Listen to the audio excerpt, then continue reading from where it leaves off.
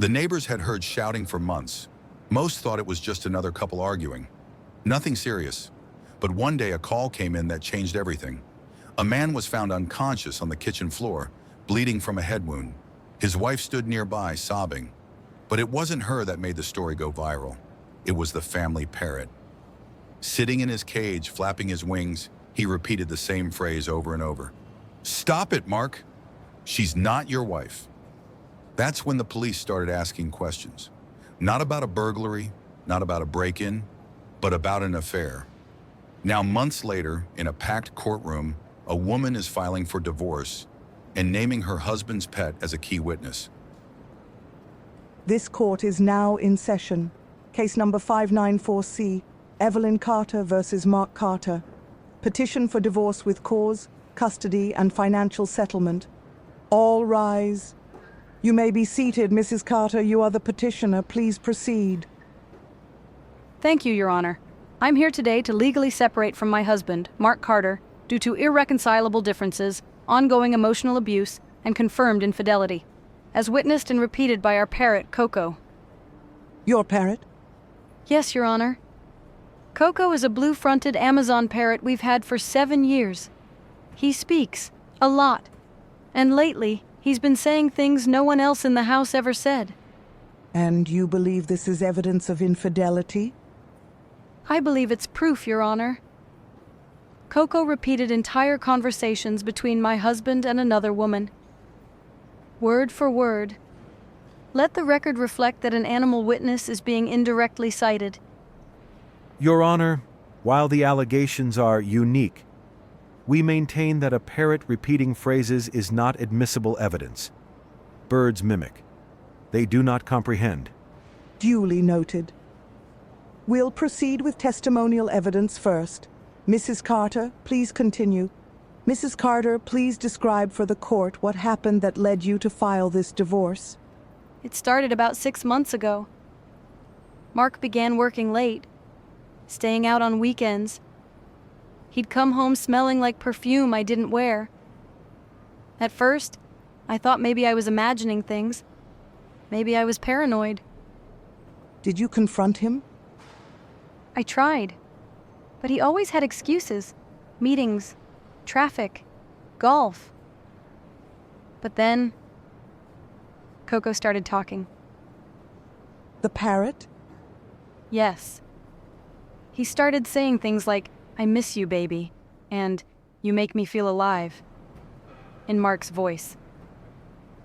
Objection. Parrots cannot reproduce tone or intent. Sustained. Mrs. Carter, stick to factual events. One night I came home early from my sister's house. Mark didn't expect me. I heard Coco from the porch. He was saying, "No, don't worry. She won't be home till Sunday." I walked in, and Mark was shirtless, with his phone hidden under a couch cushion. Did you see anyone else? No. But later that week, I checked our smart speaker history. There were requests for love songs, sent at midnight, from his account. Your Honor, none of this is direct evidence of adultery. Let her finish. You'll have time to respond. Coco started saying names. Melissa. Baby Melissa. Things I'd never said. Things he said. I looked through his texts, found photos, messages, confirmed it all. Thank you. Defense, do you have a statement?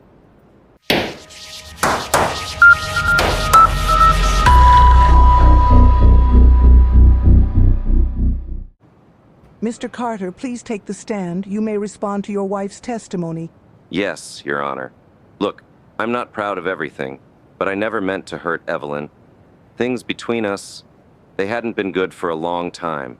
We were like roommates, silent dinners, sleeping back to back. I was lonely. So you did have an affair? It wasn't serious. It was a few messages, a few meetings. But it didn't mean I stopped caring about my family. Did you hide your phone under the couch? Yes, because I knew how it would look. But I never planned to leave Evelyn. Did you ever confess before she confronted you? I panicked. I thought it would go away. It was stupid. Let's talk about the parrot. Coco, are you aware that he repeated specific phrases from your private conversations? I didn't know he listened. He's just a bird.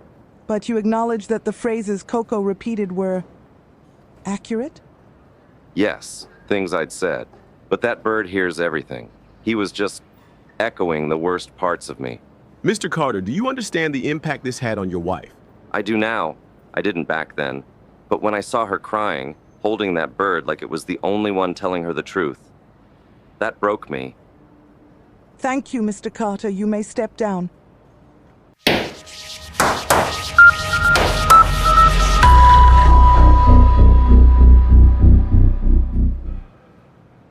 Please state your full name and credentials for the record. My name is Dr. Lorna Mason. I hold a PhD in clinical psychology from Stanford. I've been a licensed therapist for 16 years, specializing in marital trauma and emotional betrayal. Dr. Mason, how long have you been treating Mrs. Carter? Approximately 9 months. She began sessions shortly after the incident involving the Parrot. What was her psychological state at the time? Extremely fragile. She presented signs of complex emotional trauma, insomnia, appetite disruption, dissociation, and recurring panic attacks. She also exhibited hypervigilance, especially related to voices and sounds in her home environment. Voices? You mean Coco? Yes. She described waking up at night to the Parrot repeating phrases like, "She's not home," and "I miss you, baby." These triggered visceral responses. In her mind, the betrayal was replaying itself every time she heard him speak. Dr. Mason, would you describe these symptoms as typical of someone experiencing infidelity? They are consistent with what we call betrayal trauma. But in Mrs. Carter's case, it was amplified by the presence of a witness, the Parrot, who not only confirmed her suspicions, but became an unintentional emotional weapon. She described it as being haunted by the truth. Did Mrs. Carter ever express violent intent toward her husband? Never. In fact, she often blamed herself. She internalized the betrayal as a personal failure. She even questioned whether the bird's words were her fault, as if she somehow deserved to hear them. In your professional opinion, has this incident caused long-term psychological damage? Yes. Trust issues this profound don't heal quickly, especially when the betrayal is reinforced repeatedly by a familiar voice in one's home. Coco became a living echo of pain. Thank you, Dr. Mason. You may step down.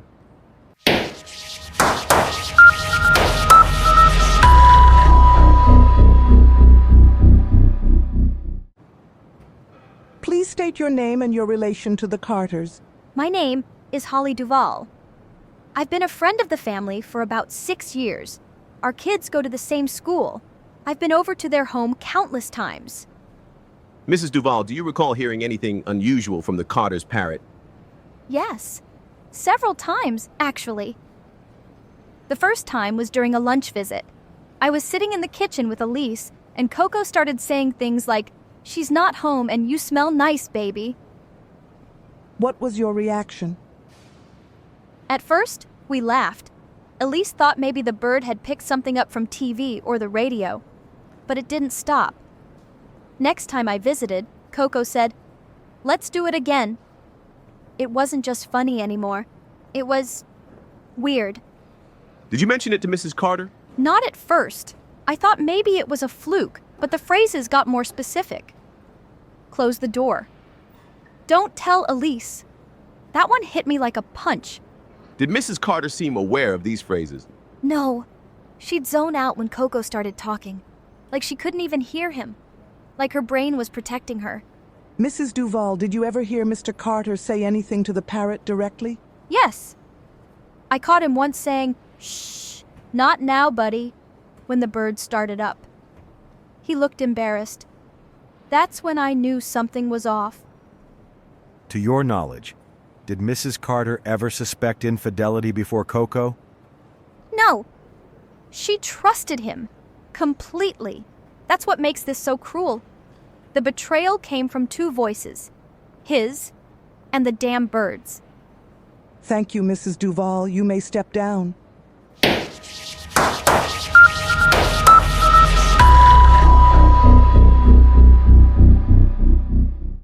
Mr. Carter, please step forward. You're under oath. You may speak when ready. Your Honor, I just want to say I never meant to hurt anyone. Not Elise. Not our daughter. What happened, it was a mistake. One mistake, and it didn't mean anything. Mr. Carter, were you or were you not involved in an extramarital affair? Yes, I was. Was this affair conducted in your marital home? Yes. Was your daughter present during these encounters? No. God, no. Never. I made sure of that. But the family Parrot was present, wasn't it? Yes, Coco was there. I didn't know he'd start repeating things. Mr. Carter, do you admit to repeatedly lying to your wife? Yes. Do you think she would have ever found out without the Parrot? No, probably not. So, the only reason the truth came out was because the Parrot repeated intimate phrases from your affair? Yes, that's what happened. And now you claim this does not warrant divorce? I'm saying people make mistakes. I never stopped loving Elise. I'm a good father. I don't think this one thing should erase everything else. Do you deny that you gaslit your wife when she began to suspect? I panicked. I told her she was imagining things. I'm not proud of that. But I was scared. I didn't want to lose everything.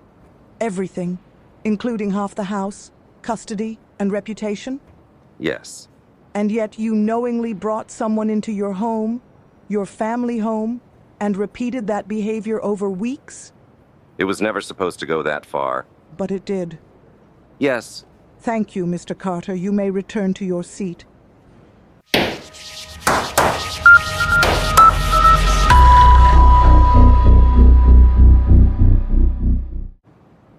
Your Honor, the law allows for divorce, but it also demands fairness and perspective. Mr. Carter admitted to a grievous lapse in judgment. He has not denied his actions, but he is not a violent man. He has been a provider, a father, a husband for 8 years, and he wants to keep his family together. Yes, a Parrot uncovered the truth. Yes, it's embarrassing, but embarrassment is not grounds to erase a life built together. We ask the court to consider counseling, not condemnation, mediation, not dissolution. This marriage, while bruised, is not beyond repair. Mr. Carter is willing to do the work, to rebuild trust, to co-parent peacefully, to remain in his daughter's life not as a weekend visitor, but as an everyday father. One mistake, no matter how colorful its discovery, should not outweigh 1,000 ordinary faithful days. We ask that the divorce petition be denied, or at minimum, that joint custody and equal property division be preserved.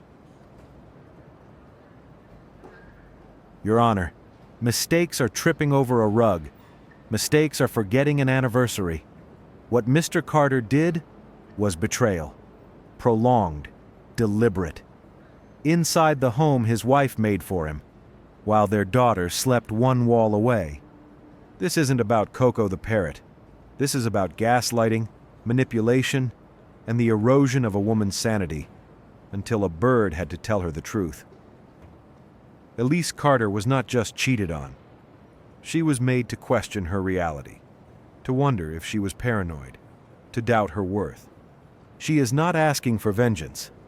She is asking for dignity, for closure, for the right to walk away from someone who broke their vows and then lied about it until feathers started speaking.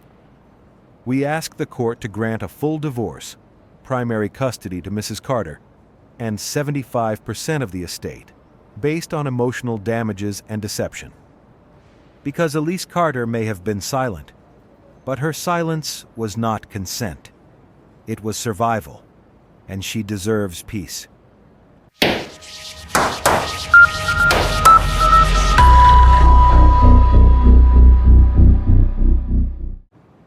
This courtroom has seen many strange cases, but few as surreal and painfully human as this one.